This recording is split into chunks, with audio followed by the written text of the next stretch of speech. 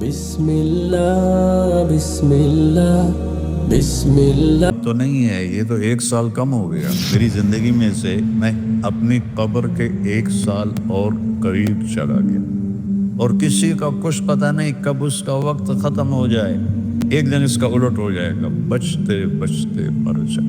کتنے نوجوان کیا بوڑھے کیا موبائل سے کھیل کھیل اپنی زندگی برباد کر رہے ہیں، گیموں میں زندگی برباد کر رہے ہیں، چیٹنگ میں زندگی برباد کر رہے ہیں۔ تو نئے سال میں کوئی نئی چیز نہیں، وہی جنوری آ گیا جو پچھلے سال آیا تھا، وہی فروری آئے گا جو پچھلے سال تھا، وہی مارچ آئے گا جو پچھلے سال تھا، وہی سردی ہے جو پچھلے سال تھی۔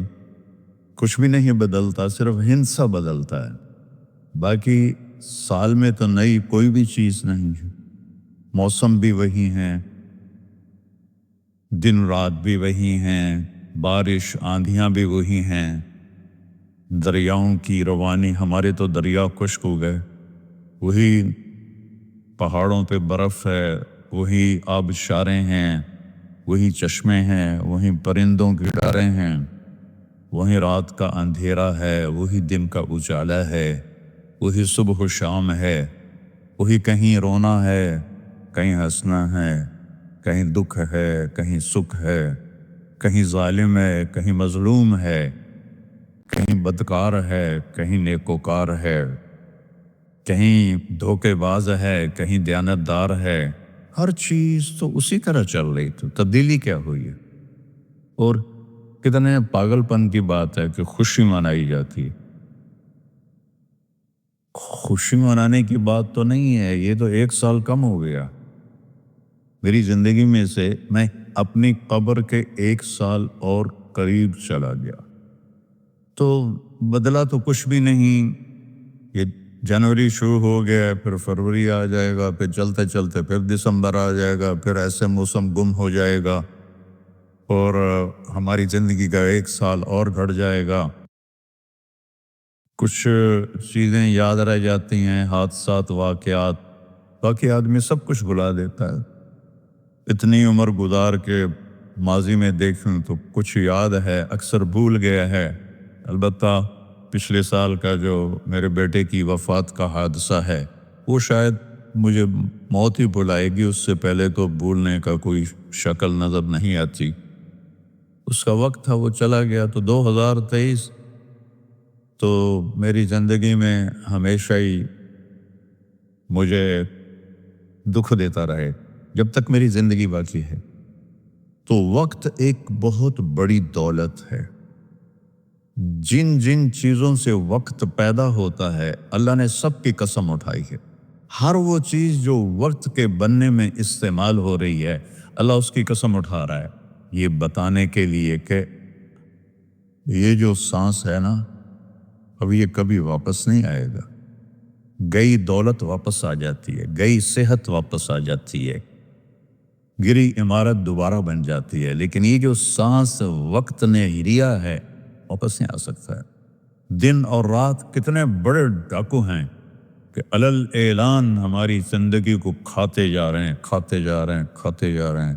کوئی ہمارے 100 روپے جیب سے نکالے تو ہم کہتے ہو یہاں جمعے میں آ جاتے ہیں جیب کترے، وہ موبائل نکالتے ہیں، اور جی میرا موبائل نکل گیا، ذرا ہوشیار بھی رہنا، پتہ نہیں آئے نہ بیٹھے ہوئے تو وہ میرا موبائل نکل۔ لیکن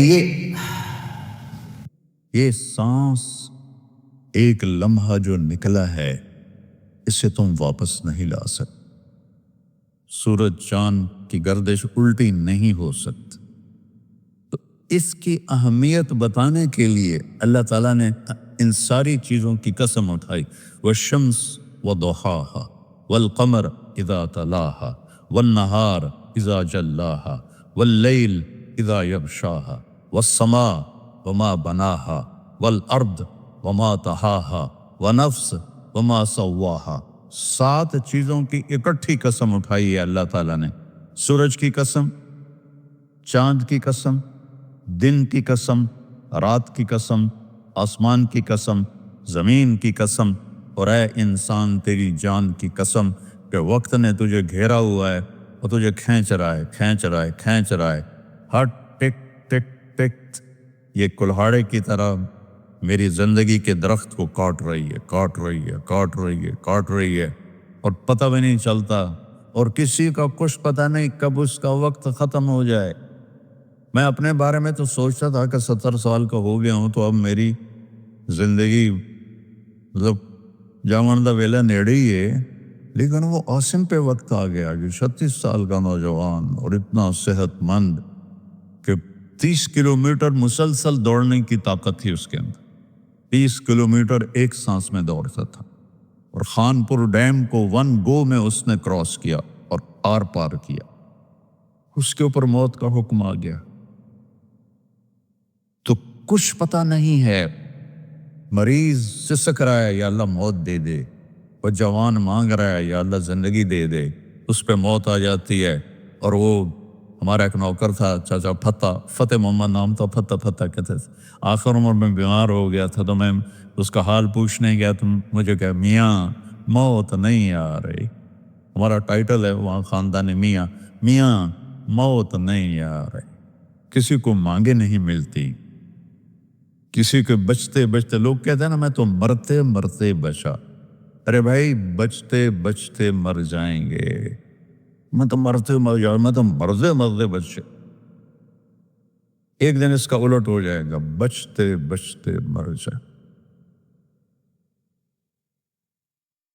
وقت قیمتی چیز ہے، قیمتی بنتا ہے اس میں کچھ بھرنے سے،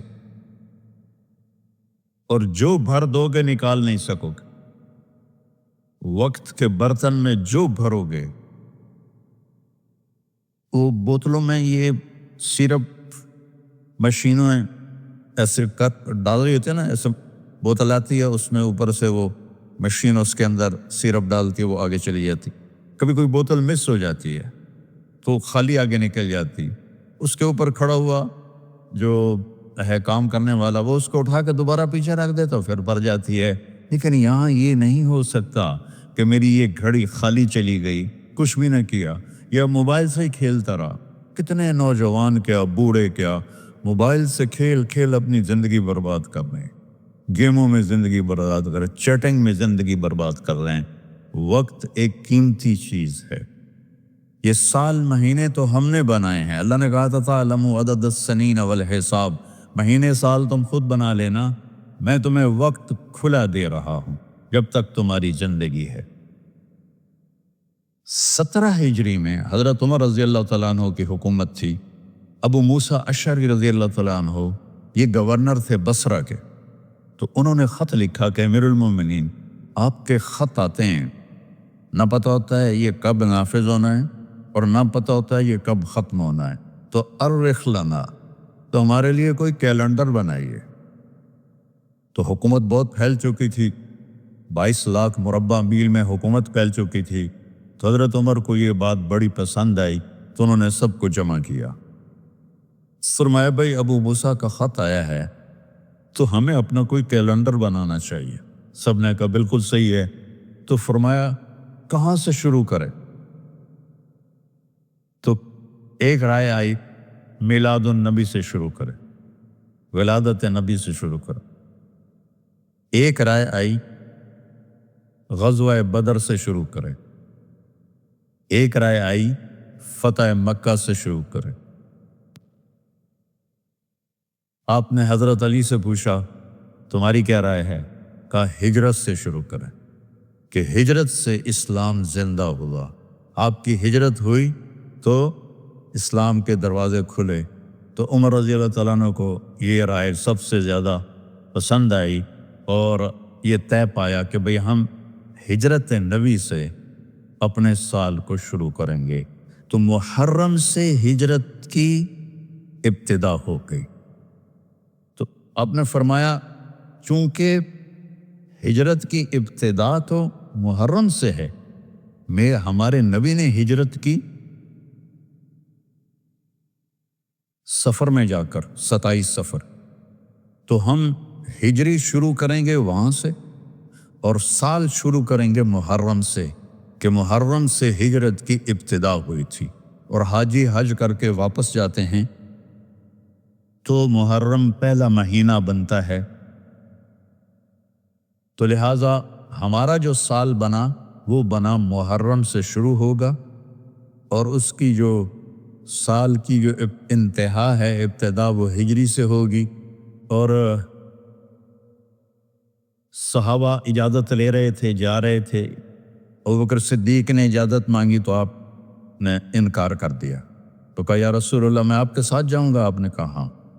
حضرت عمر رضی اللہ عنہ نے اجازت مانگی، آپ نے دے دی، تو حضرت عمر رضی اللہ تعالیٰ عنہ نے زرہ پہنی، تلوار سجائی اور بیت اللہ کا طواف کیا، اور جہاں سارے قریشی بیٹھے تھے وہاں کے کھڑے ہو گئے، کہا بھائی جو یہ چاہتا ہو کہ اس کی بیگم بیوہ ہو جائے، بچے یتیم ہو جائیں، تو یہ میں مکہ چھوڑ کے جا رہا ہوں، جس مائی کے لال میں طاقت آئے اور مجھے روک کے دکھائے۔ ایک بھی نہیں اٹھا، ایک بھی نہیں اٹھا، سارے سہم گئے، دبک گئے۔ میرے نبی سے زیادہ دلیر تھے حضرت عمر، آپ چھپتے گئے۔ حضرت عمر کا فعل سنت نہیں بننا تھا، میرے نبی کا فعل سنت بننا تھا۔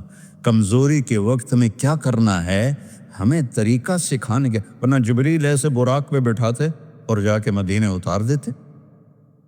امت کو سبق دینا تھا، جب تم کمزور ہو تو پھر اس وقت تم نعرے بازی نہ کرو، اپنی طاقت کو حاصل کرو۔ نعروں سے بھی کبھی کوئی قوم فتح ہوتی، اور بد دعاؤں سے بھی کبھی کوئی قوم برباد ہوتی، ہمارے جیسوں کی بد دعائیں۔ تو اپنی اصلاح کمزوری کے وقت میں وہ کرو جو میرے نبی نے کر کے دکھائے، کمزوری کے وقت میں وہ نہ کرو جو بدر میں انہوں نے کر کے دکھایا۔ اس وقت سارا باطل ہم پر چھایا ہو، ہمیں تو ایک جہاز کا پرزہ بھی بنانا نہیں آتا، تو وہ کتنے بے وقوف ہوں گے جو کہیں ہم کو ذرا پرزہ دے ہوئے جو توڑو تو ہی بم سٹنا ہے۔